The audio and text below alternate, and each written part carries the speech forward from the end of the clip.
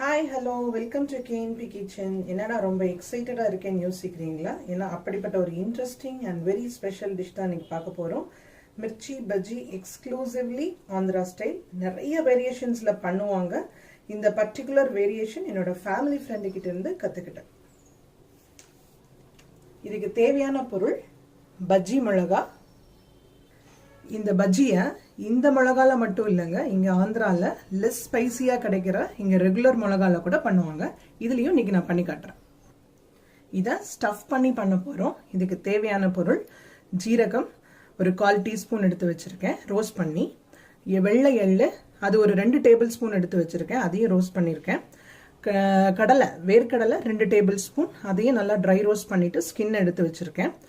கொஞ்சமாக புளி, மஞ்சள் தூள், மிளகாய் தூள், சோடா உப்பு, கொஞ்சமாக பெருங்காயம். இதெல்லாம் மாவில் போட்டு கலக்கிறதுக்கு.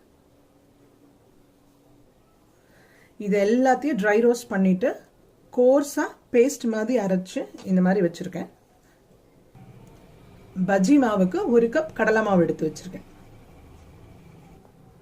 இந்த பஜ்ஜியை ஸ்டஃப் பண்ணுறதுக்கு முன்னாடி லைட்டாக காம்பை கொஞ்சமாக கட் பண்ணிக்கலாம் 2 பஜ்ஜிலையும்.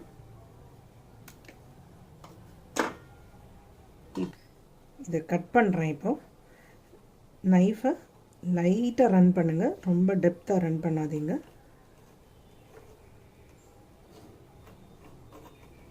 பண்ணிவிட்டு ஜஸ்ட் ஓப்பன் பண்ணி அது உள்ளே இருக்கிற விரையெல்லாம் கம்ப்ளீட்டாக எடுத்துடணுங்க. அது இருந்தால் காரமாக இருக்கும்.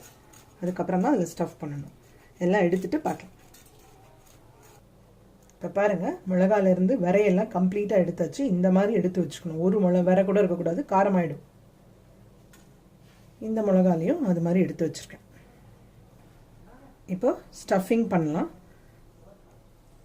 ஸ்டஃபிங் கொஞ்சம் ஃபுல்லாக வர மாதிரி பார்த்துக்கோங்க, மேலேருந்து கீழே வரைக்கும். நான் பண்ணிவிட்டு காட்டுறேன். பாருங்கள், இந்த மாதிரி இவ்வளோ தூரம் ஸ்டஃபிங் பண்ணி வச்சுருக்கேன். இப்போது இந்த மிளகாலையும் ஸ்டஃப் பண்ணி காட்டுறேன்.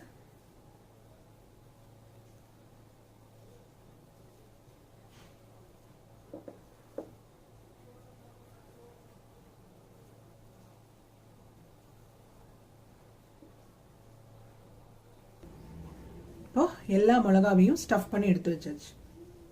இப்போ மாவு கரைச்சிக்கலாம். பஜ்ஜி போடுறதுக்கு 1 கப் கடலை மாவு, கொஞ்சமாக ரெட் சில்லி பவுடர், கொஞ்சம் மிளகாத்தூள், மஞ்சள் தூள், கொஞ்சமாக பெருங்காய பொடி,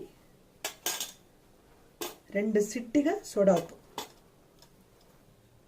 மாவுக்கு தேவையான அளவு உப்பு போட்டு கொஞ்சம் கரைச்சிட்டு காட்டுறேன். கொஞ்சமாக தண்ணி விட்டு தோசை மாவு பதத்துக்கு பசைஞ்சுக்கோங்க. மாவு கரைச்சாச்சுங்க. இந்த மாதிரி கன்சிஸ்டன்சியில் இருக்கணும். என்ன காஞ்சிருச்சு. இந்த பஜ்ஜி எடுத்து ஜஸ்ட் இந்த மாதிரி பேட்டரில் டிப் பண்ணிவிட்டு yummy tasty mirchi bajji is ready to serve with tomato ketchup. Hope you all like it. Try பண்ணி பாருங்கள். மறக்காமல் எங்கள் சேனலுக்கு சப்ஸ்கிரைப் பண்ணுங்கள். பெல் ஐக்கனை கிளிக் பண்ணிக்கோங்க. அப்போ தான் எங்களோட நோட்டிஃபிகேஷன் உங்களுக்கு உடனுக்குடன் கிடைக்கும்.